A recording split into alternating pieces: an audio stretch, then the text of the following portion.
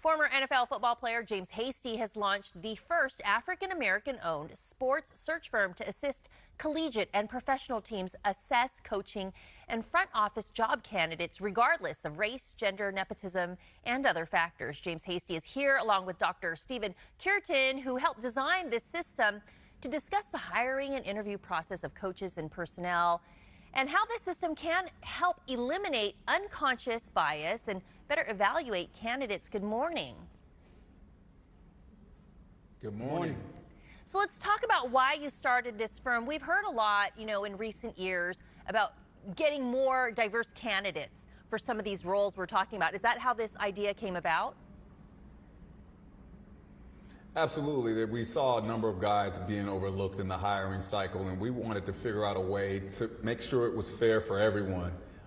This is not a race-based system. This is based on you're going out into the field and producing, and at the end of the day, being judged based on your merits and not based on anything other than that. So it's identifying those great candidates that are out there, and we know there are plenty of them. And so we're proud to say that today is the launching of that event.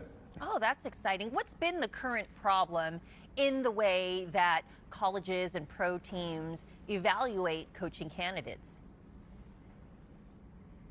Well, I think the expectations have been raised for the most part. Coaches now know that if they don't go out and they don't win those rivalry games, or if they go out and they're upset by some unranked opponent, for example, that they could be fired at any given moment. So it's important now to help the coaches understand that they need to continue to educate themselves and improve on their skills, but it's also more important now to pull those administrators and owners into that decision-making process, because we know at the end of the day it ultimately affects the bottom line. So let's talk about the system that you guys have developed. How does it work, and how do we know this is going to eliminate some of those factors that have been coming into play? A great question. I'm happy to take it. Again, starting with the algorithm, it is a quantitative assessment, hard facts, hard data, wins, losses, and whatever other variable we want to enter into that equation. We couple that with the qualitative piece.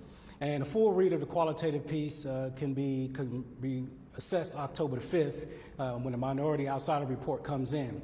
The data reveals three outstanding facts when it comes to the hiring process. First, that owners, people in positions to hire individuals, do not want to be told what to do.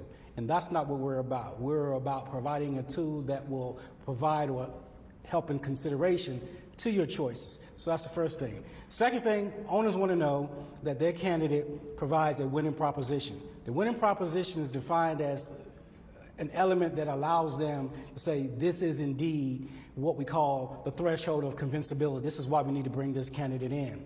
The third and most surprising fact is that when individuals get passed over for jobs, for positions that they have the merit and the tenure for, it has an adverse impact on their psychological well-being. And I think that that would be a process of something that owners can look into and say, you know what, there is an impact. There are consequences of what I'm doing when I'm passing over individuals who are in a position, by all other circumstances and every measure that we have, in a position to provide us with a winning proposition. And we trust that once these things are transparent and once there is a checklist that's before them and it's a collaborative effort and it's in their own words, this is what they've told to us, this is what they will in fact apply to their hiring process. So what's the big picture goal for the coaching assessment when it comes to these candidates and the way they're hired and brought in? Well, the big picture goal is the next step, actually.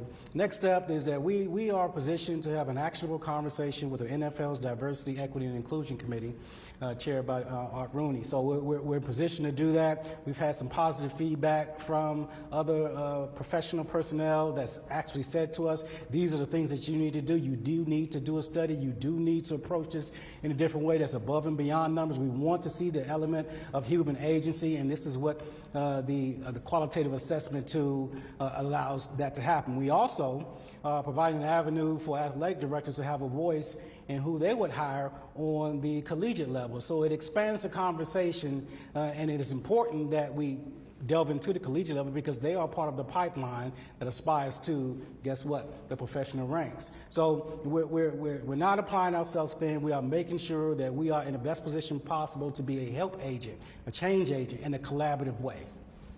Well, I'm so glad you came on the show to talk about this and share what differences you guys are trying to make on the field when it comes to these hiring practices. You can learn more about James Hasty's new firm at nnjconsult.com.